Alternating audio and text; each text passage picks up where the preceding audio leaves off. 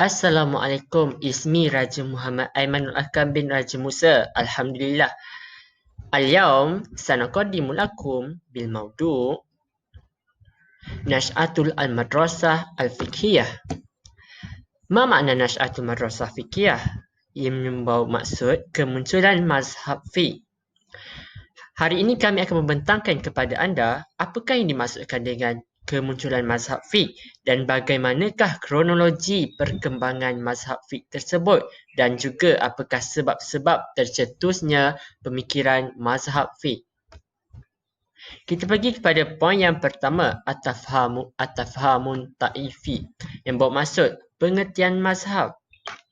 Mazhab fiqh dari segi bahasa bermaksud al-masar yang bermaksud jalan, dan dari segi istilahnya ada dua sudut dari segi istilah, iaitu daripada sudut akidah dan juga sudut fiqh. Daripada sudut akidah ialah yang bersangkut paut dengan soal keimanan, tauhid, qada dan qadar dan sebagainya. Manakala yang daripada sudut fiqh adalah yang berkaitan dengan soal hukum hakam, halal haram dan sebagainya.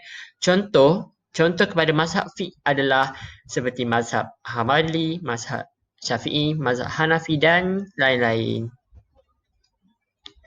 Okey, kita pergi kepada poin seterusnya. Amal al-wuladah at-ta'ifi. Apakah faktor kelahiran mazhab fiqh tersebut? Bagaimanakah terjadinya mazhab fiqh? Yang pertama, kerana perbezaan ilmu pengetahuan, kebolehan dan pengalaman dalam kalangan mereka. Dan juga tidak semua yang hidup dengan zaman Nabi Muhammad dan tidak dapat bertemu dengan baginda. Hal ini akan menimbulkan perbezaan pendapat antara mereka, khususnya penduduk luar Madinah yang tidak pernah bertemu dengan Rasulullah. Yang kedua, kerana pengaruh daripada penganut agama lain yang memeluk Islam. Selepas pembukaan jajahan baru oleh orang Islam, ramai penganut agama lain memeluk Islam yang terdiri daripada Yunani, Nasrani, Majusi. Dan yang terakhir, semangat Abbasiyah yang masih wujud. Nabi Muhammad telah menggantikan semangat Abbasiyah dengan semangat akidah untuk menyatukan umat Islam. Perselisihan berlaku di antara golongan Ansar, Muhajirin dan penyokong Ali pada zaman Khalifah Uthman pula. Api asabiyah semakin menyala yang membawa berlakunya perpecahan dan perselisihan di antara Bani Umayyah dan Bani Hashim. Hai, Assalamualaikum warahmatullahi wabarakatuh. Ismi Nick Ahmad Hasib bin Omar من IC 1103CA. اليوم سأتحدث عن ظهور المذاهب الفقهية وعن التسلسل الزمني تشكيل المذهب الفقهية. Jadi hari ini saya akan menerangkan dua bahagian, iaitu kemunculan mazhab dan kronologi pembentukan mazhab. Baik. Untuk pengetahuan mazhab-mazhab Islam ini muncul pada fi mutaakhir, fi unsur al-mutaakhir, iaitu pada era selepas para tabi'in. Para tabi'in dahulu bertaklid dengan para sebahagian para sahabat, manakala muncul kerja-kerja ataupun sebahagian kajian kepada mazhab setelah tersebar atau telah bermusafir para ulama tabi'in ini di pelbagai negeri yang berbeza-beza setelah wilayah Islam berkembang pesat. Baik, seperti yang ada dalam slide juga, umat Islam dimudahkan kerana beberapa ulama menyampaikan atau mengajarkan maksud pada ilmu pengetahuan dan ijtihad ataupun pegangan, mengembalikan manusia kepada mengetahui hukum pada masalah yang berbeza-beza, iaitu pada halal dan haram sesuatu perkara dan sebagainya. Baik. Ba'da zalik, seperti yang ada dalam slide, tasalsul al-zamani tashkil al-mazhab Islami, mazhab fiqhiyah, kronologi tahap pembentukan mazhab fiqh. Baik, sejarah penubuhan perkembangannya dapat dilihat dalam 4 tahap ataupun fi arba'ah marahilah. iaitu wahia yang pertama wahid fi awalan fi ahdi Rasulullah sallallahu alaihi wasallam wa khulafa arba'ah ar-rasyidin. Sanian ahdi as-salalat Amawiyah wa Abbasiyah. Salisan fi asri sukut al-Islam. Wa akhiran arba'ah asr an-nuhud al-Islam wa ulumuhu. Jadi ada 4 tahap, iaitu yang pertama pada era Rasulullah sallallahu alaihi wasallam dan Khulafa ar-Rasyidin yang 4, dan yang kedua pada dinasti Amawiyah dan Abbasiyah, dan yang ketiga pada era kejatuhan Islam, dan yang keempat pada kebangkitan Islam dan ilmunya. Baik, pada era pertama pada zaman Rasulullah sallallahu alaihi wasallam, sejak diutuskan Nabi Muhammad bin Abdullah ini menjadi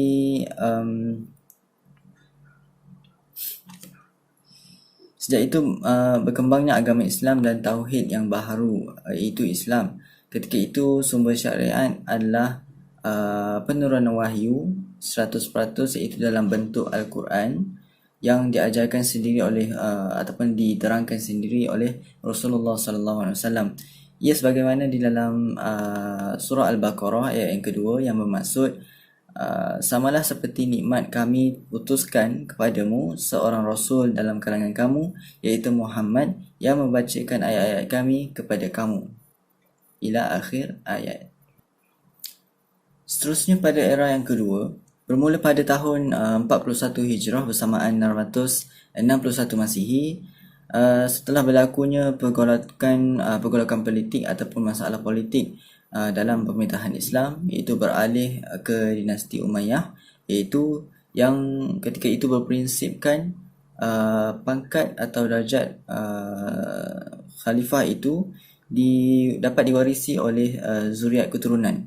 Dinasti ini tidak memberi perhatian yang penuh dan mendalam pada perkembangan fiqh Islam, malah lebih menumpukan pada perluasan kuasa dan empayar negara semata-mata. Untuk era yang ketiga, setelah kejatuhan dinasti Abbasiyah, Islam berada di bawah kelompok kerajaan yang secara berasingan, iaitu secara berpuak-puak. Masing-masing ada kaedah pemerintahan kerajaan yang tersendiri, dan masing-masing juga ada mazhab yang tersendiri. Pada ketika ini juga, iaitu pada kurun-kurun pertengahan, umat Islam mengalami kejatuhan berbanding dengan negara-negara kuat, negara-negara non-Muslim yang lain. Antara faktor kejatuhan ini adalah kerana gairah dengan habuan dunia dan hanya memfokuskan pada penaklukan dan kekuasaan semata-mata. Pada era yang keempat, iaitu era yang terakhir untuk perkembangan mazhab fiqh, iaitu pada tahun ke-11 Hijrah bersamaan 17 Masihi, negara-negara Eropah mula mengalami revolusi pembaharuan ataupun revolusi perindustrian, sehingga negara-negara Eropah ini mula menjajah negara-negara Islam dengan meluaskan mereka punya ideologi dan adat. Suasana ini telah pun menyadarkan umat Islam dan membangkitkan kembali umat Islam akan hakikat kedudukan dan darjat mereka yang sebenar. Sehingga kan pada 12 Hijrah dan 13 Hijrah menyaksikan umat Islam bangkit dan menghapuskan ketaksuban mazhab dan taklid yang mereka amalkan sebelum ini, hingga akhirnya Islam dilaungkan kembali. Assalamualaikum warahmatullahi wabarakatuh. Ismi Iqbal Hakim bin Mak Faisal. أنا من IC 1103CB. اليوم سأشرح إلى هذا الموضوع. الموضوع هو مذهب حنفي ومذهب مالكي. أولا، إمام أبو حنيفة هو مؤسس مذهب حنفي. Imam Abu Hanifah merupakan pengasas mazhab Hanafi. Ismuhu al-kamil huwa Abu Hanifah Nu'man bin Thabit. Nama sempurna beliau ialah Abu Hanifah Nu'man bin Thabit. ولد إمام أبو حنيفة 80 هجرة أو 659 Masihi fil Kufah. Telah lahirnya Imam Abu Hanifah pada 80 Hijrah ataupun 659 Masihi di Kufah. لقب أبو حنيفة للنعمان بن ثابت لأنه شخص مخلص في العبادة. وكلمات حنيف تعني مستقيم. Laqibah telah diberi gelaran Abu Hanifah kepada Nu'man bin Thabit kerananya dia merupakan seorang yang ikhlas dalam melakukan ibadat. Dan kalimat perkataan Hanif bermaksud mustaqim, iaitu lurus. Kana Abu Hanifah fi syababuhu qad azhar hubban lil ilm khassa al-ilm fi din Islam. Dan adalah Imam Abu Hanifah ketika waktu mudanya dia telah menzahirkan kesukaan dan kecintaan kepada ilmu, khusus ilmu dalam Islam.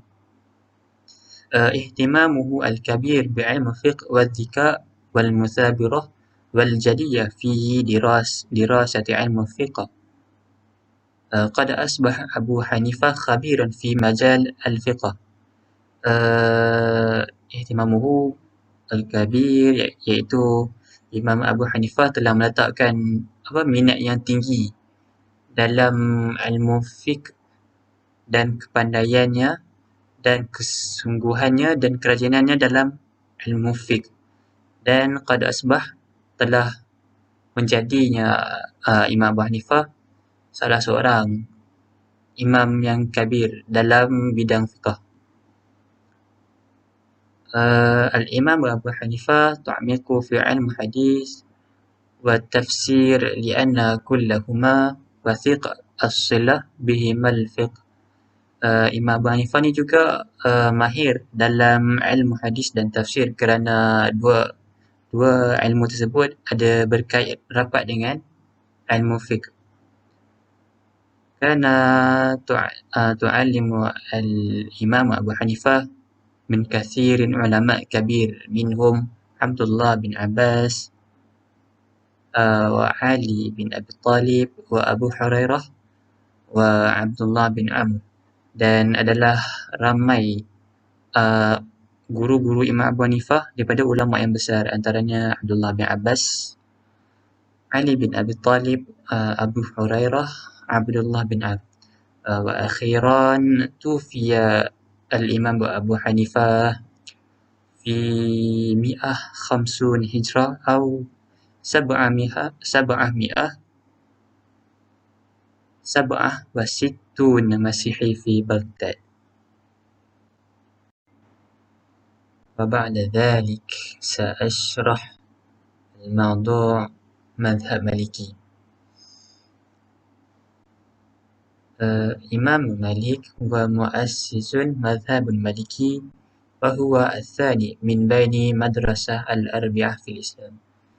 Imam Malik ialah pengasas mazhab Maliki dan ia juga mazhab yang kedua daripada mazhab yang empat dalam Islam. Ismuhu al-kamil huwa Malik bin Anas bin Malik bin Abi Amir bin Amru bin Haris bin Ghaiman bin Khathil bin Amru bin Al-Haris Al-Ashbahi Al-Humairi Abu Abdillah Al-Madan. Iaitu nama sempurna beliau. ولد الإمام مالك في المدينة المنورة منطقة الحجاز في 93 هجرة. Telah lahirnya Imam Malik di Madinah Munawwarah, mantiqah di kawasan Hijaz pada 93 Hijrah.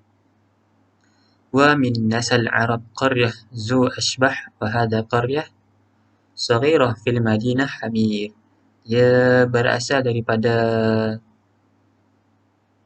ni berasal daripada Arab. Qaryah Zu Ashbah. Dan Qaryah Zu Ashbah ni merupakan qaryah yang kecil dekat bandar Hamir. Al-Imam Malik lam yughadir al-Madinah illa ada'il hajj fil Makkah. Imam Malik ini tak pernah meninggalkan Madinah kecuali menunaikan haji. Min sifatil karim Imam Malik huwa tabi'atuhu an-nabilah wa lafzuhu wa yuhibbu irtida'i malabis nazifah wa martabatu wa raihah atrah. Antara sifat mulia Imam Malik ini adalah tabiat nabilah, iaitu perlakuan yang mulia, wa lafzihi dan percakapannya, wa yuhibbu irtida'il malabis dan suka memakai pakaian yang bersih, nazifah, wa martabah kemas, wa raihah atrah dan berbau wangi. Wa kana al-muallim الرئيسي للإمام مالك لا يقل عن 700 شخص ومن بين جميع معلمه هناك 300 شخص من التابعين. Dan adalah guru utama Imam Malik tidak mencapai sehingga 700 orang. Dan daripada 700 orang tersebut, 300 orang daripada para tabi'in. Wa min kitab al-Imam Malik huma kitab al-Muwatta wa kitabul Mudawwanah al-Kubra. Daripada kitab yang dikarang oleh Imam Malik, iaitu kitab Muwatta dan kitab al-Mudawwanah al-Kubra. وأخيرا توفي الإمام مالك في يوم الأحد 10 ربيع الأول 179 هجرة في المدينة عند أحد العباسيين تحت حكم هارون الرياض. Dan telah wafat Imam Malik pada hari Ahad 10 Rabiul Awal 179 Hijrah di Madinah ketika zaman pemerintahan zaman Abbasiyah, ketika dalam pemerintahan Harun ar-Riyad. Assalamualaikum warahmatullahi wabarakatuh. Ismi Muhammad Asri Fahmi bin Johari. Ana min Saf IC 110. Sa'ashrahu an mazhab Syafi'i wa mazhab Hanbali. Awalan, الاسم الحقيقي للإمام الشافعي هو محمد بن إدريس بن عباس بن عثمان بن شافعي بن صائب. ثانيا، أن يؤسس طائفة كان يتمني إلى الطائفة مالكي. بعد ذلك سافر الإمام الشافعي إلى مصر وعرض أفكاره وتعاليمه المعروفة اليوم بالطائفة الشافعي. Maksud poin kedua, sebelum mengeluarkan mazhab Syafi'i, Imam Syafi'i ini dia berpegang kepada mazhab Maliki. Yang ketiga, tanqasimu dirasah fi ilm al-fiqh ila salasah mastawiyat. Al-awwal fi Makkah, al-thaniyan fi Madinah wa akhiran ila Mesir. Maksudnya untuk mengeluarkan mazhab Syafi'i, Imam Syafi'i ni dia belajar ke 3 peringkat. Yang pertama dia belajar di Mekah, yang kedua dia belajar di Madinah, dan yang terakhir dia belajar di Mesir. Ghadar Imam Syafi'i Mekah wa Madinah liqa al-Imam Malik wa huwa fi saniyah وعشرين من العمر. أعجب إمام مالك بقدرة والذكاء الذي منها للإمام الشافعي. وبقي إمام الشافعي في مدينة hatta wafat al-Imam Malik.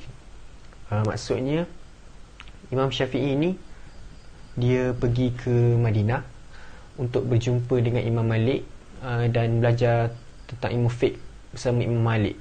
Imam Malik kagum akan kebolehan dan kepintaran Imam Syafi'i. Imam Syafi'i menetap di Madinah bersama Imam Malik sehingga Imam Malik wafat. Wa akhiran tufa Imam Syafi'i fi salasin Rajab 204 هجرية لأنه قتل على يد فتيان الذي كان ضغينة مع الإمام الشافعي عندما كان الإمام الشافعي قد انتهى من التدريس.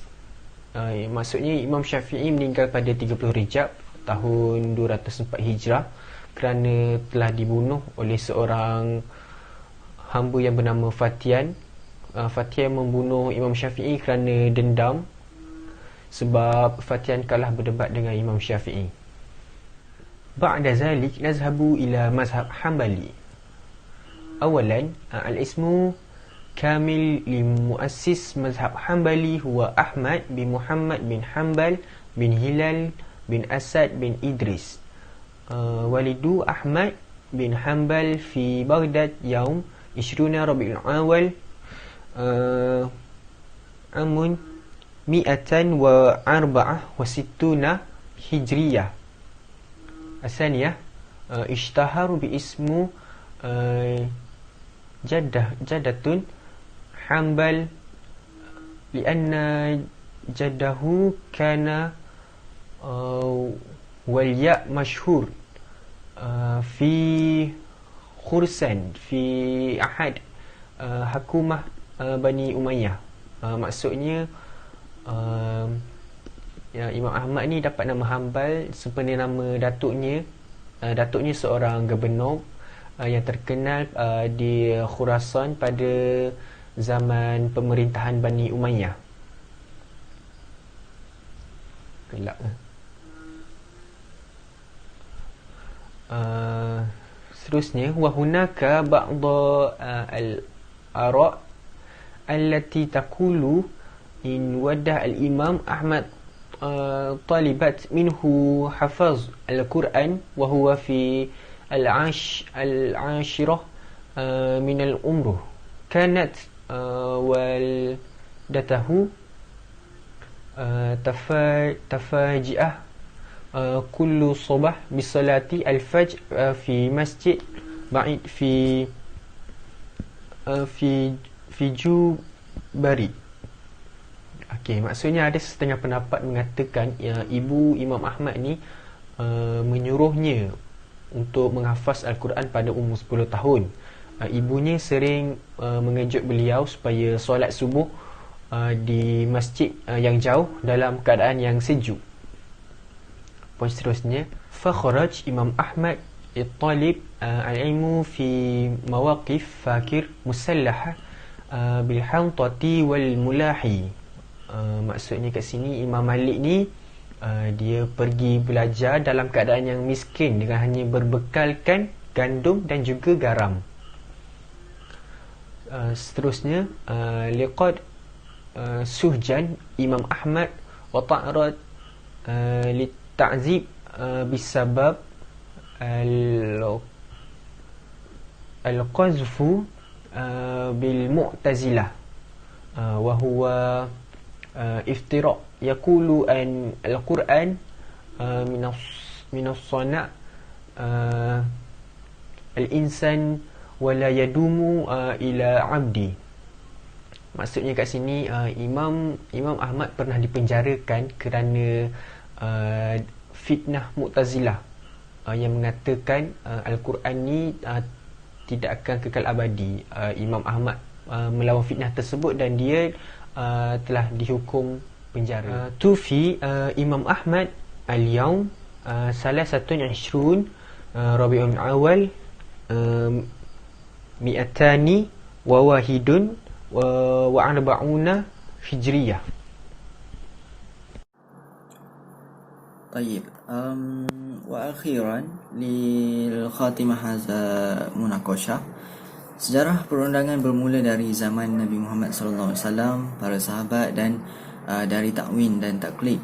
Zaman sahabat terbahagi pula kepada dua, iaitu zaman Madinah dan zaman Mekah. Ia banyak dikaitkan dengan tempoh undang-undang lengkap dengan adanya persepakatan dan analogi. Ilmu fiqh dikumpulkan, disusun rapi dan diingati secara hafalan ataupun ditulis dan dibukukan. Taklid menjadi jalan akhir untuk pengembangan ilmu fiqh ini.